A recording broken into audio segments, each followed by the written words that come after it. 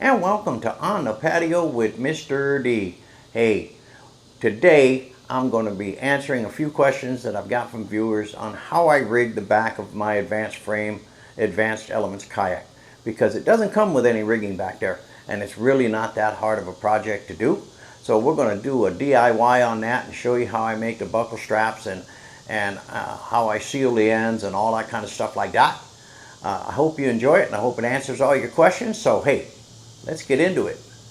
All right, most of you guys know when you get your AdvancedFrame from Advanced Elements, they do not have rear rigging where they do on the front.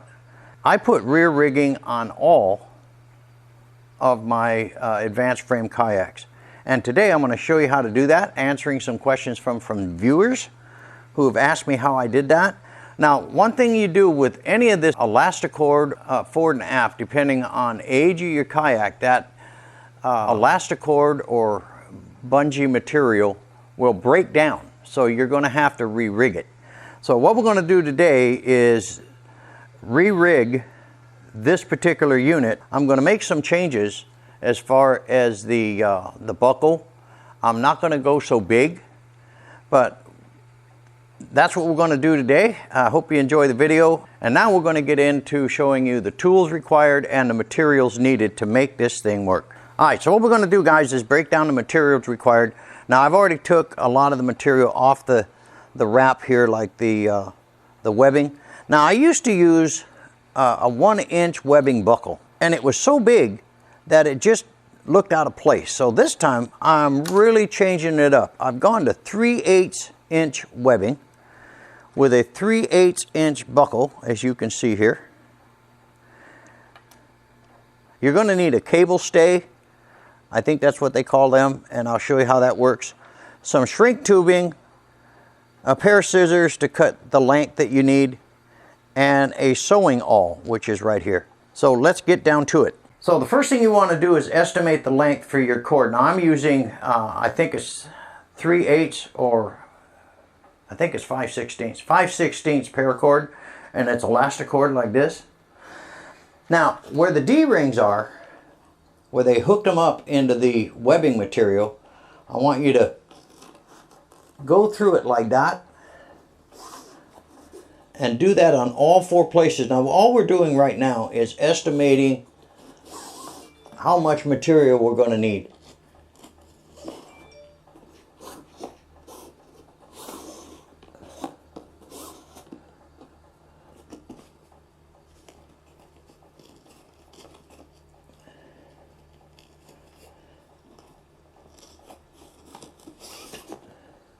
Okay, now you want to have a little bit of excess left over for if you're packing something large, then it'll expand and you can adjust that. That's the reason for the keeper.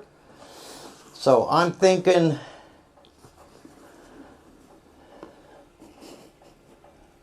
about like that. Now just take your scissors and cut that piece. Now unthread it. And let's get back to the workbench. Now, next thing you want to do is you want to seal this end. So use a lighter, little porta-torch or whatever you have. And this will keep it from getting frayed. And now just set this piece off to the side because you don't need it right now. Now, you heard me speak earlier about this setup right here. It's just too big. So I'm actually going, I mean, look at the difference in size. You can see it's a pretty dramatic difference. So what I did is I estimated the size I wanted here, like this, over the loop, and then the amount of sew material right here, be something about like this. And then we'll use the sew awl to do that. So first thing you do is take your little buckle thing, and we're going to do the first end. And all we're doing is going to meet these two together like this. This is where the elasticord is going to feed through. And I'm actually going to put a stitch, something like that. Have a loop about like that, just to get the cord through.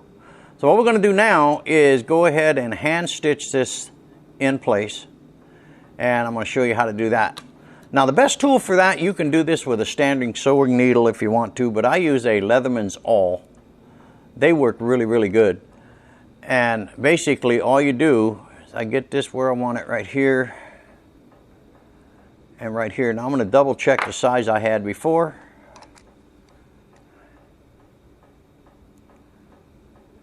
There we go, that's good. Now what I'm going to do is push the awl through here and not through my finger. Pull this string through. This is wax thread. Okay, now I'm going to take this, pull it out, put it in. You can see here. I'm going to pull it. Now I'm going to loop it back. You see the loop you get right here? Take that excess from the front first stitch, run it through there, and pull it back through. As you can see, that first stitch is done. Now I'm going to do this a couple of times.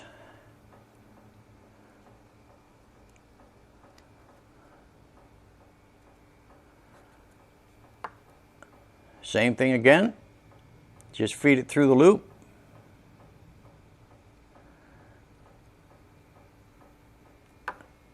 Pull it out and tighten it up. Now these two ends right here are secured. And I'm going to put in one more stitch.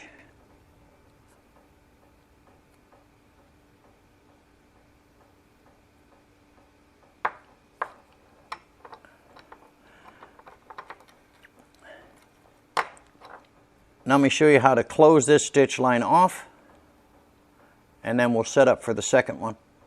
Now you can do this all in one, but I don't like the look of it, so I like to do just 3 different sets. Now what I'm going to do here is just basically tie this thing off.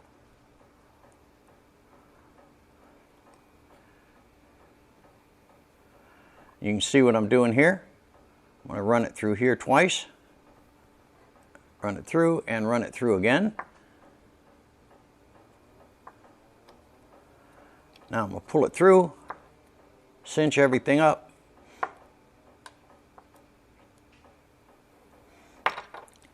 Take my scissors,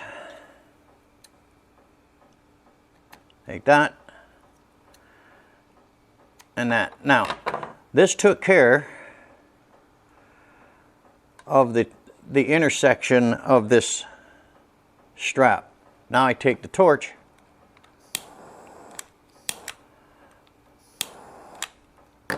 clean it all up. That's ready to go. Now I'm going to pull out some more material here. Now I'm going to go down and set up the loop height for where the bungee material goes through. And that should be enough right there. 2 stitches will be fine with this one.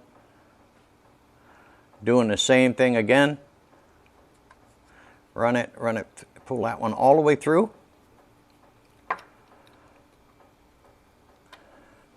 Go out.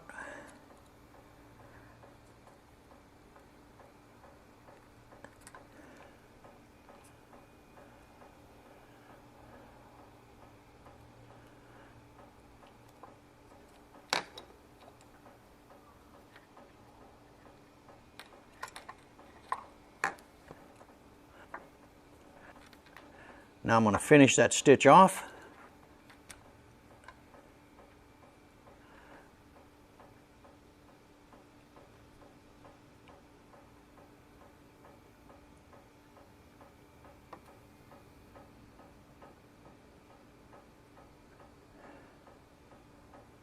Trying to do this with the camera is tough. Okay, cut off the excess.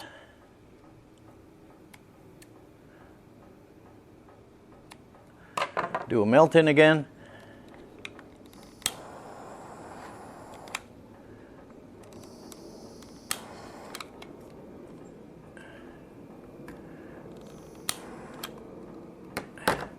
As you can see, I have enough loop space here to take care of that. Now I could stop here, but I don't want that buckle moving around, so I'm going to do a couple more stitches right here. So let's get that going. Let me back this in. I don't need that much material. That should be enough. Now I'll go up to the buckle, do the same process again.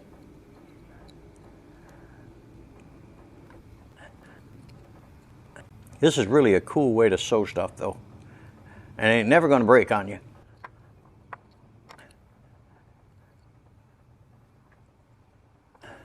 Okay, and I'm going to finish this one off. Then we're going to repeat the same one, but we're just going to fast the camera up.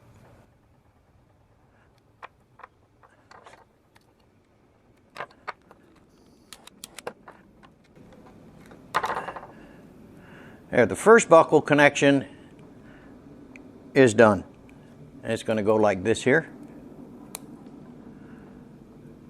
So let's get the other one. I'm going to fast forward that and stop talking.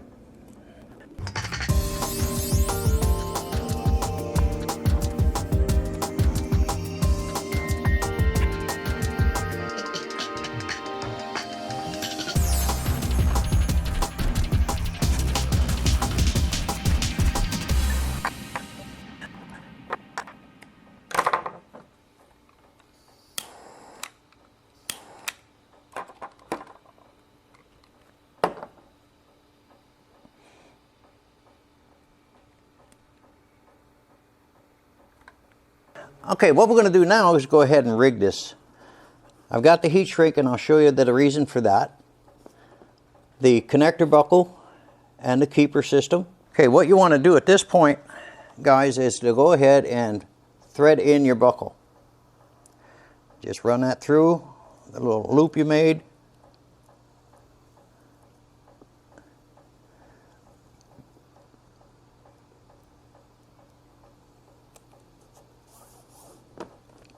And run that through the bottom of your rigging off the D-ring. Do the same thing here. I want to make sure that that buckle is facing the right way because this is a curved buckle. Okay. Don't want to clip these yet. Finish rigging the bottom side. You want to even out the length so they're the same like this. Now put your keeper on. Now sometimes they're a little bit hard to get through, but once they're through, it's good. There it goes, that one's good. Now I want to do the other one.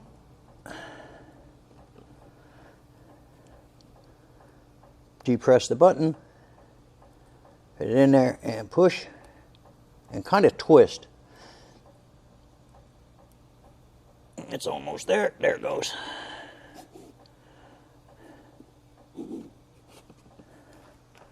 Now what we do is just heat shrink the ends.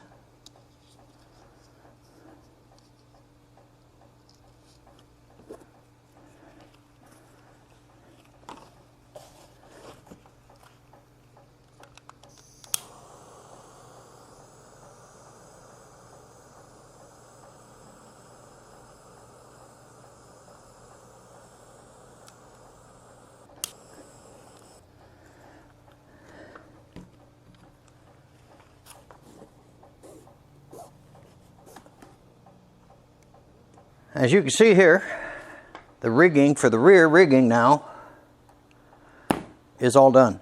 You can adjust the tension because that's why we had the additional slack in here. If you're going to lift something, you take it like this,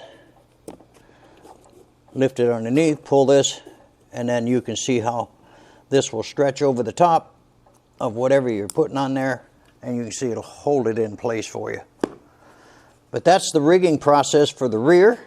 Get some final adjustments there, but you can see here the rigging process went pretty well.